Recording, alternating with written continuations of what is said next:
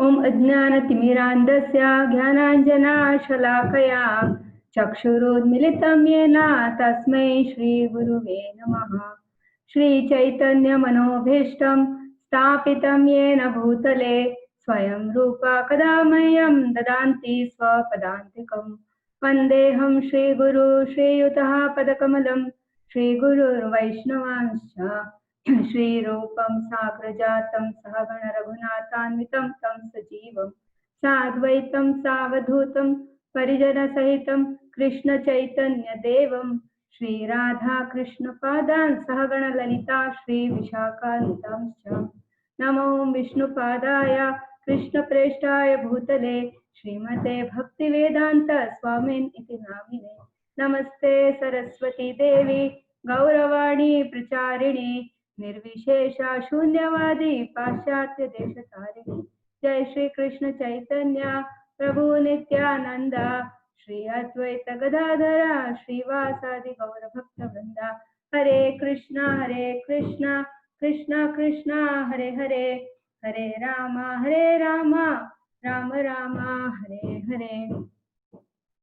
So today the topic is Nanda Maharaja being swallowed by the snake.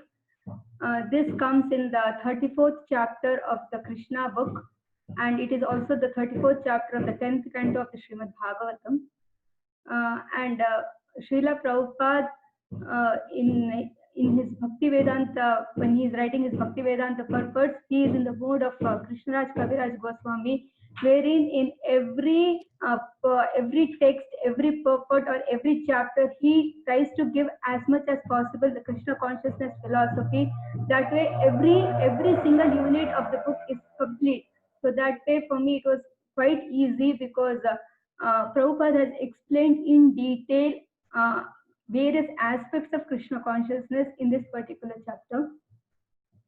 So first I'll go through the shloka of Sukadeva Goswami that he speaks in the Srimad Bhagavatam. So this is 10:34:1.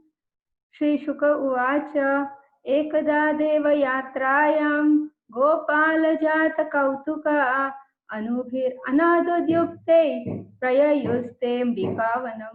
Shukadeva Goswami said, one day the cowherdmen, eager to take a trip to worship Lord Shiva, traveled by bullock carts to the Ambika forest. So Prabhupada says that one day Nanda Maharaja, along with his cowherdmen, they go once upon a time, like that Prabhupada says, goes to the Ambika Vana. Then Prabhupada says that it is not a regular system for the Vaishnavas to observe the Shivaratri festival. Once upon a time, just once, the cowherdmen went out of curiosity. They went to the Ambika forest and they worship Lord Shiva because Lord Shiva is a Vaishnava, is the foremost of the Vaishnavas.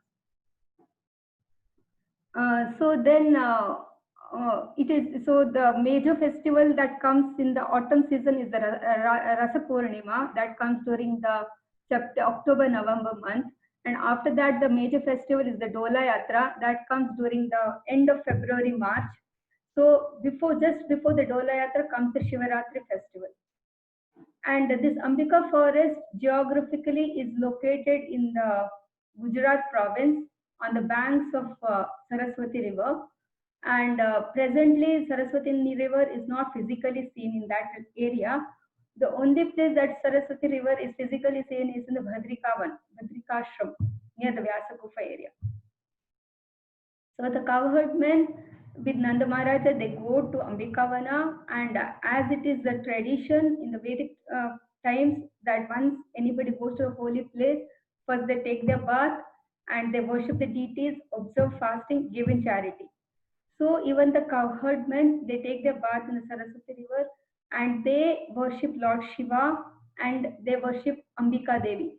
So Prabhupada says that how Ambika Devi is so much chaste to her husband Lord Shiva. So wherever there is a Shiva temple, we find Ambika temple also, like that Prabhupada says. And the cowherdmen then they distributed charity of cows laden with golden horns, golden hooks, garlands to the Brahmanas.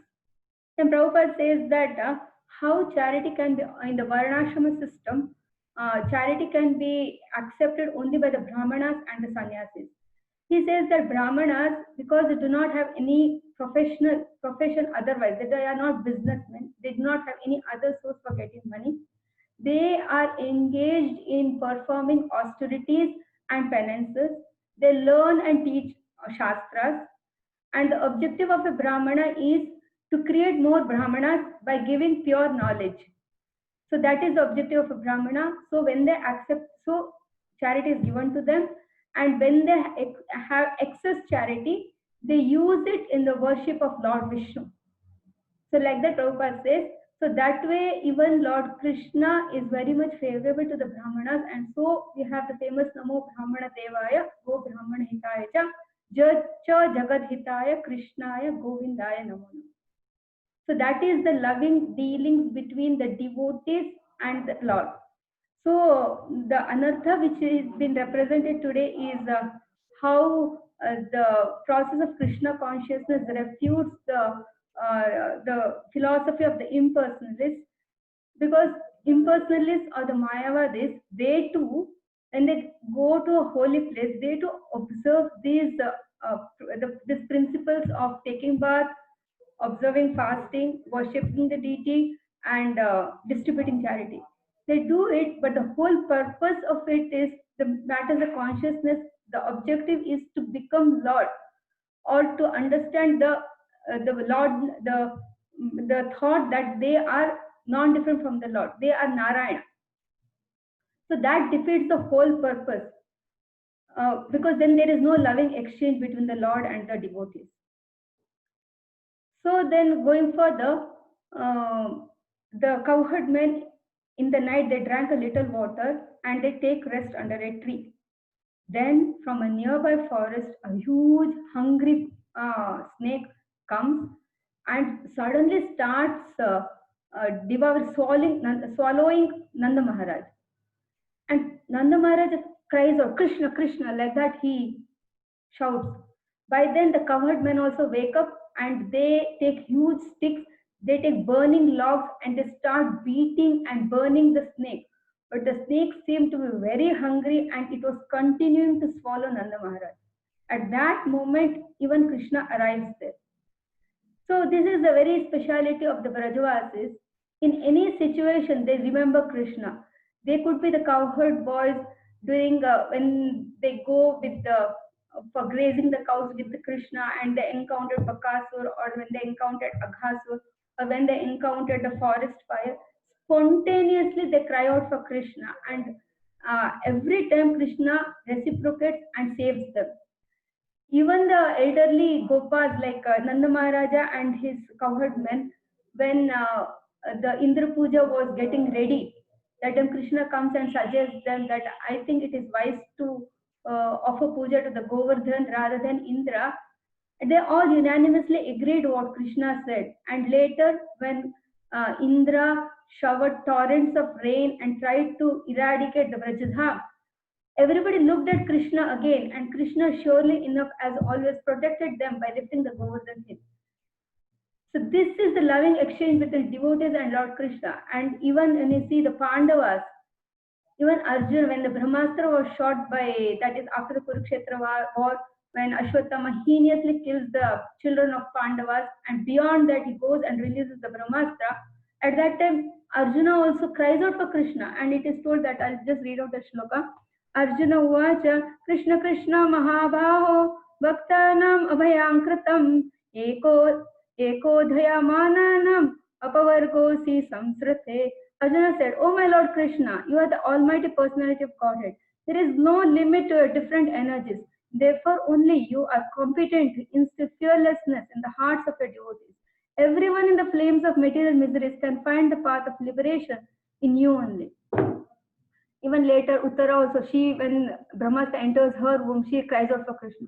So this is how there is a loving reciprocation between the Lord and his devotees, and how Lord is also eager to protect his devotees and also to establish that loving relationship.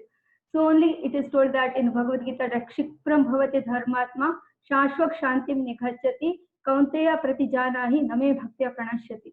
So this is the deep relationship between the devotees and the Lord.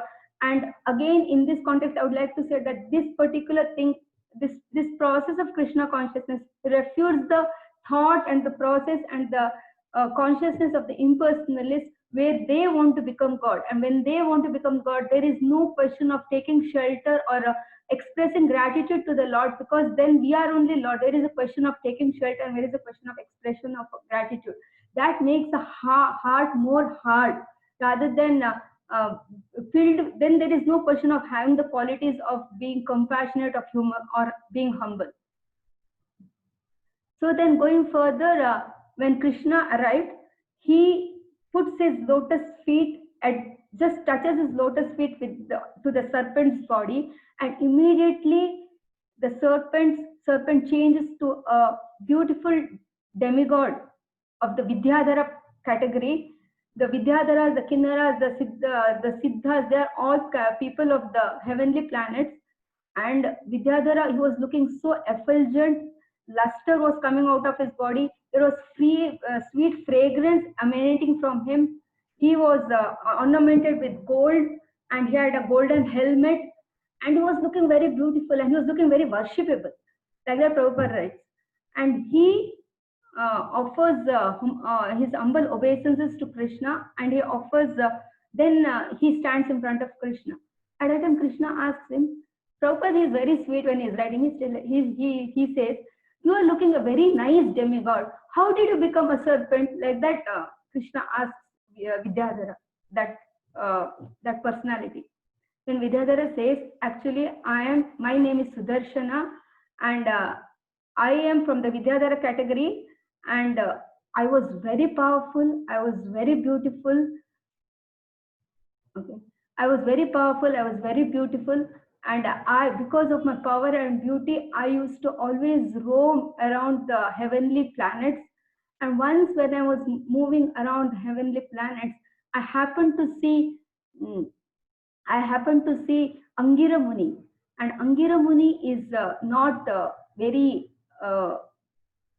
good looking. He was actually, they have mentioned that he was ugly, and because of that, Vidyadhara, he ridicules the Angira Muni, and Angira Muni in return curses him, and that is how Vidyadhara, Sudarshana, got a serpent body.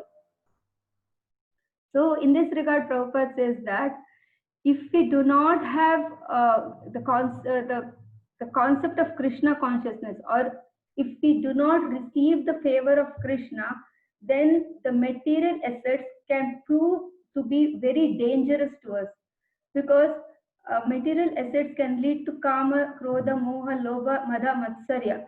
It does not lead to anything good, and because of that, we can be filled with sin, and it can degrade us. So the material opulence, without the concept of Krishna, or without being favored by Lord, is condemned, is not appreciated in the scriptures, or not appreciated by the saintly people, because they understand the truth as it is. Kunti Maharani also in her prayer says that Janmaishwarya Shruta Shrebir Edhumana Madha Puman Naivarhati Abhidhatum Vai Swam Akinchana Gocharam. My Lord, your Lordship can easily be approached, but only by those who are materially exhausted. One who is on the path of material progress, trying to improve himself with respectable parentage, great opulence, high education, and bodily beauty, cannot approach you with sincere feeling. So, so this way we understand that how material assets can prove to be degraded. But when a personality who has material opulences comes to the process of Krishna consciousness, he gets immense favor of Lord Krishna and the Vaishnavas, and the same material opulence can be used in the process of in serving Krishna and his devotees. And that time it proves to be a real asset, and that time it is very much appreciated. It is not necessary that a devotee of Lord Krishna needs to be completely degraded in his material assets. he can be opulent, but the consciousness should be to love and serve Krishna and to love and serve Krishna's devotees. So that is how Prabhupada says that only by the favor of Krishna can a material opulence can prove to be beneficial. So in this regard, in the story of Vidyadhara, it is very much clearly seen that because he was materially opulent, he was very much proud, and because of his pride, it ended up him being taking birth in a serpent's body. So Prabhupada here again goes on to say that one thing what Prabhupada says here is if somebody has an understanding or a misunderstanding that once we have a human form of life, then we will not be degraded to a animal species, then this story proves that that is not the case. It depends on what kind of consciousness we have developed. When we have the human form of life, so that consciousness will be put into next life. So Prabhupada says that it is very sometimes those it is told that those who are very envious get the body of a serpent. So Prabhupada says that it is easy to be a serpent because at least he can get taken care by a charmer. Snake charmer can control the snake. But if a human being is too envious and too proud, it is not possible to control his what kind of activities he will end up doing, because too much envy can lead a person to any can he can degrade himself to any category actually. So Prabhupada says that that way a human being is too envious is worse than a serpent. So Prabhupada says that how important it is to understand that that when we have got a human form of life, how we need to make the complete use of it. So even Narottam Das Thakur in his song he says that Hari Hari Bifale Janama Gunaino Manushya Janama Paya Radha Krishna Na Bhajiya Janiya Suniya Vishakhaino. Having taken birth as a human being and not worshipping Krishna and not worshipping Radha and Krishna, then we are it is like knowingly we are drinking poison. Knowingly we are drinking poison, and so how much conscious we should be and how much we should make use of this human form of life, and that too if we have been introduced to the process of Krishna consciousness, how important it is for us to completely take the benefit of the opportunity which we have in our hands today, because there are many people, there are a lot of people, actually there are innumerable people who do not know this process. So uh, it is actually all good fortune to us that we are able to we are being given this process, and we need to we are under the shelter of Srila Prabhupada and we can make the best use of it. So, but Prabhupada says that it is important. No, then Prabhupada continues to say that what happens is this Vidyadhara, he offers obeisances to Krishna, and then he says that please give me permission to so that I may go back, for me to go back to my heavenly abode. Like that, he asks permission from Krishna. And then Prabhupada says that even to get a material opulent position, we need to take shelter of Krishna only. Uh, it is less intelligent to think that some demigods can help me to get whatever material opulence I want. But it's wise or intelligence to understand that all material opulences or all favors or all benedictions or so-called material opulences or whatever things we want, thinking that it is unintelligent to think that it has been favored by some demigod, because demigods are only the administrators of this cosmos, and they work completely under the order of the Supreme Lord Shri Krishna. So devotees, even if they are pushed by some material desires, it is always wise to take shelter of the Supreme Lord only, and not being pushed, not being pushed or nor they should push themselves to take shelter of any demigod. Then Prabhupada says that that is very correct, that even Vaishnavas or even devotees need to take shelter of Krishna, but then it is up to Krishna or it is up to the person how consciousness changes when actually they get the material opulence. So Prabhupada quotes the example of Dhruva Maharaja.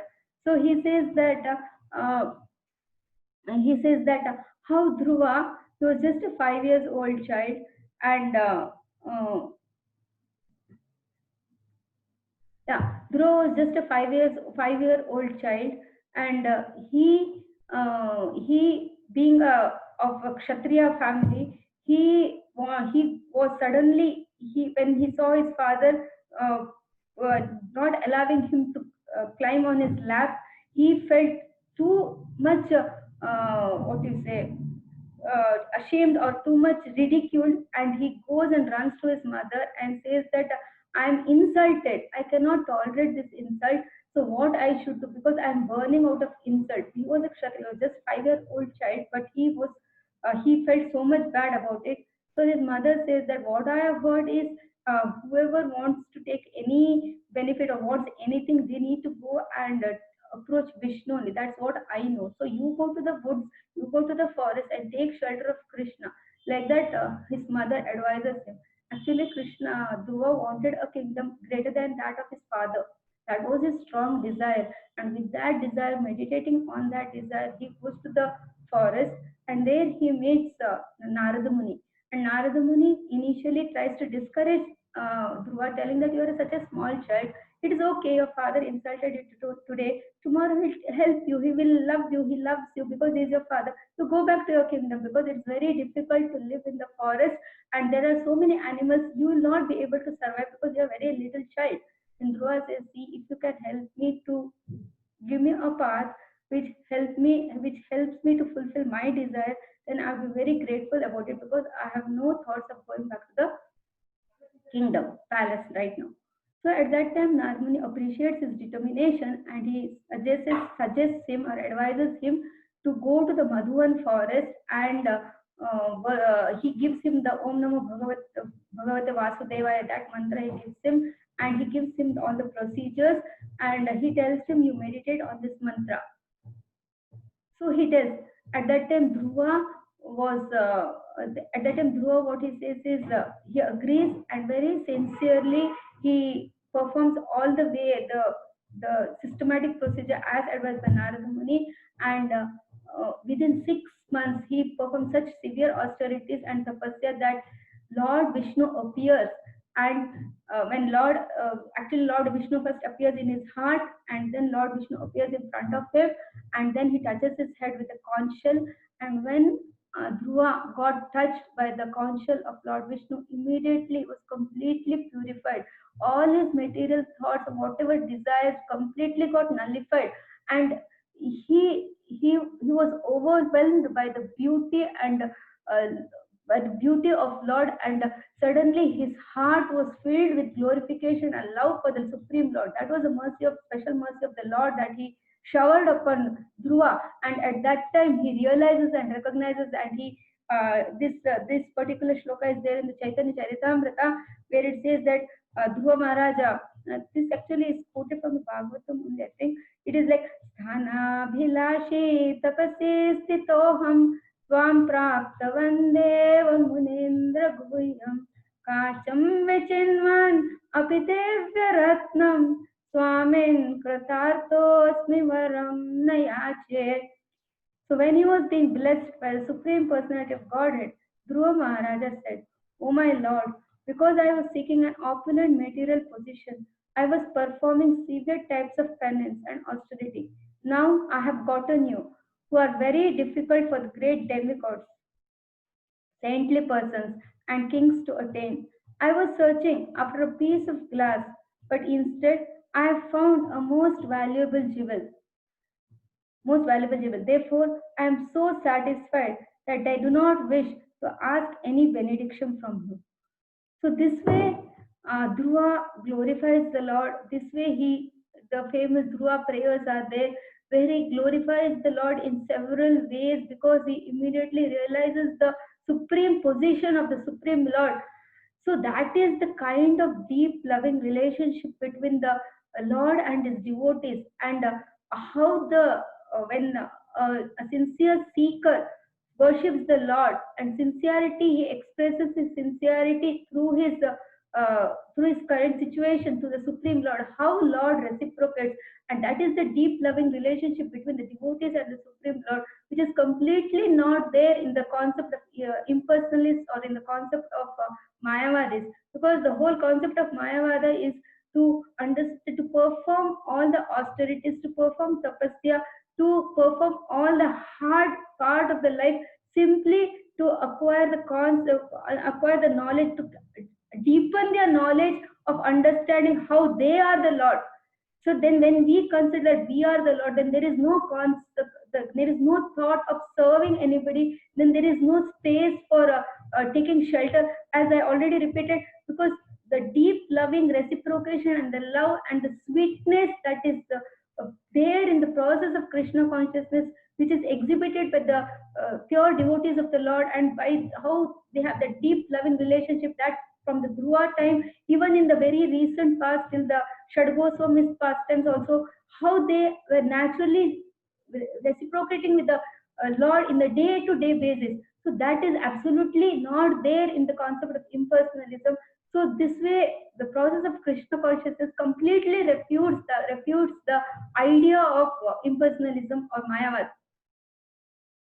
So then going further, what happens is, now Vidyadhara says to the Lord that he asks permission from the Lord, and then he circumambulates the Lord again, and then he says that I when I got cursed by Angira Muni, when I got cursed by Angira Muni for taking a body of a serpent, I was very regretted for a moment, but now I'm not at all regretful. I'm completely jubilant, and I feel it's a great fortune for me for be taking that body, because today I have been blessed to take look at your form. I have been touched by the lotus footprints of you, of the Supreme Personality of Godhead. And he glorifies the Supreme Lord, telling that you are the cause of all causes, you are the original of everything, you are the master of all mystics, you are the source of all beauty, the source of all knowledge. In this way, he glorifies the Supreme Lord, and he feels so grateful, and he feels very blissful. And Krishna also equally reciprocates, and he gives the permission for Vidyadhara to go back. So the shloka that comes in the Srimad Bhagavatam on this regard in the 10th canto, 34th chapter, because that is the corresponding chapter in the Bhagavatam. It is told that Brahmadanda Vimuktoham. It is 10, 34 and 17.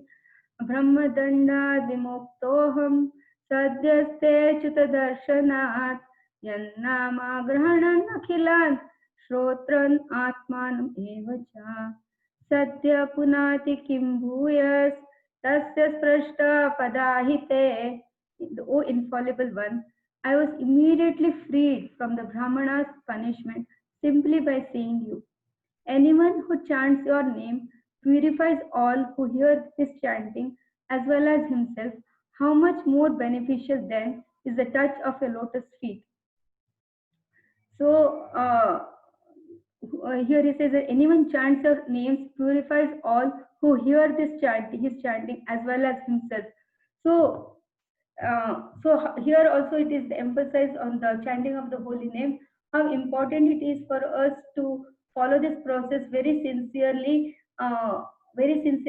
because in being in the Kali Yuga, the most of the benediction deep is got by the chanting of the holy names, and Prabhupada by his mercy has given us a regulatory rule of chanting 16 rounds, which we all do it. It just matters that how we do it and when we do it and what is the kind of consciousness we take. It is like every day we get an opportunity, and how we use the most of it to help ourselves.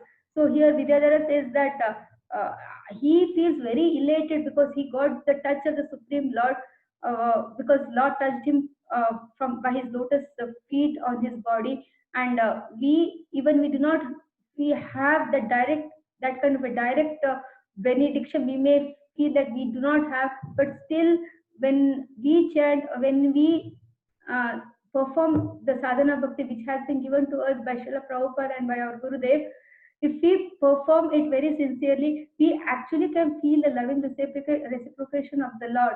And now soon we had just this being the festival month, we had Janmashtami, then we had started with the Balram Jayanti, where we would have all seek the blessings of our Gurudev, of Srila Prabhupada, of Srila Nityananda Prabhu, and then going forward we had the Krishna Janmashtami, and then the most nice and very looking forward festival is the Radhashtami festival that is coming very soon. So we all can understand how Srila Prabhupada is so merciful, and he has given the topmost benediction of accessing Srimati Radharani's love, which is unheard of in any other sampradaya, or which is very rare, or which is which is actually not possible for anybody to get. But that kind of access Srila Prabhupada has provided, and we can think that how much best use we can make use of that opportunity. So then going further, what happens is in the story part, Vidyadhara leaves to his planet. He glorifies God. He leaves to his planet, and then Nanda Maharaja and his covered men, they start moving towards the. They leave the Ambika Vana and move towards Vrindavan. So what they do is, on the way they were completely chanting and reciting the glories of the Lord. They were continuously telling that. They were telling, see how Krishna protected us, how the snake came, and how Krishna immediately came and he jumped, and how he turned himself to a demigod. So they were complete.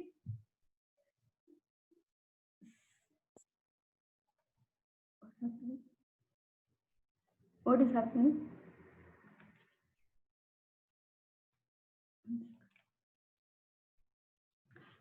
So they were completely.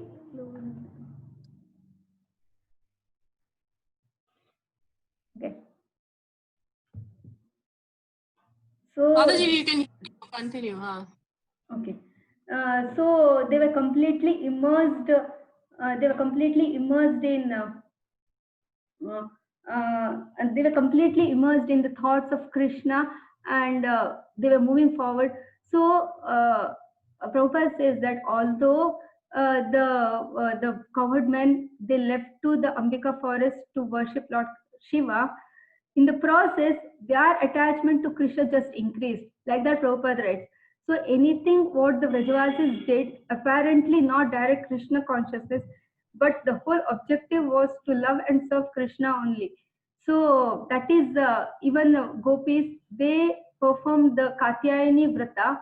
They perform the Katyayani Vrata apparently to they perform the Katyayani Vrata, which was not direct praying for Krishna, but the whole objective of performing that Katyayani Vrata was to uh, obtain Krishna as their husband. So in any situation, their objective is simply to uh, every action they do just increases their attachment for Krishna.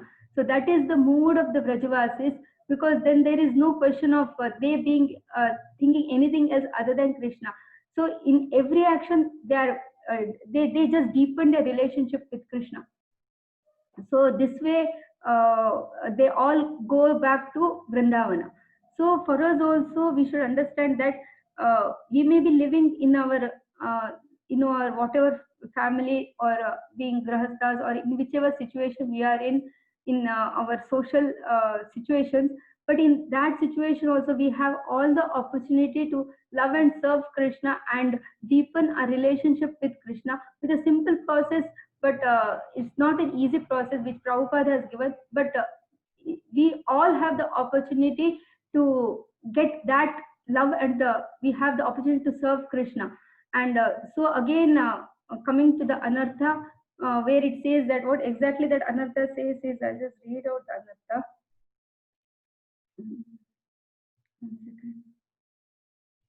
This is rescuing the truth of eternal Krishna consciousness, which has been swallowed by the impersonalists. Uh, so exactly, I think what I understood by this is how the impersonalists, as I was always explaining, that consider that they themselves are Lord, but the process of Krishna consciousness, how it helps us to understand that how we are always part and parcel of Krishna, and how our objective is to love and serve Krishna in any situation, and that is what we are supposed to do. And our Srila Prabhupada also, for the impersonalists, he completely refuted the impersonalists, and he was very strong against Mayavadis. And in his famous offering, which he had given to Bhakti Siddhanta Saraswati Thakur, he mentions this particular in he had composed a poem in the glorification of his spiritual master Bhaktisiddhanta Saraswati Thakur, and in one of the paragraphs, Srila Prabhupada writes that absolute is sentient, thou hast proved, impersonal calamity, thou hast moved. This gives this gives us a life, a new and fresh. Worship thy feet, your divine grace. So in every step of life, he was very clear in refuting the Mayavad thoughts, because he knew that if that kind of thought comes into the consciousness of devotees, it becomes very difficult, and there is no question of loving and serving. There is no question of establishing relationship with Krishna, because then it completely defeats the whole purpose. So he was very conscious in refuting that. And so Prabhupada's pranam mantra itself says that Namaste Gauravani, what is that? Namaste Saraswati Devi Gauravani. Wait, Namaste Saraswati Devi Gauravani Pracharini Nirvishesha Shunyavadi Paschatya Deshatarini. So in his pranam mantra also it says that how Nirvishesha and Shunyavadis are not encouraged. So this way, the pastime of how Nanda Maharaj was being swallowed by the snake, and how the Anatta, how much I understood, I thought I will just explain to you. And thank you very much. If there are any thoughts which you can share, because I am not too sure whether I completely explained the Anatta actually. So please feel free to respond.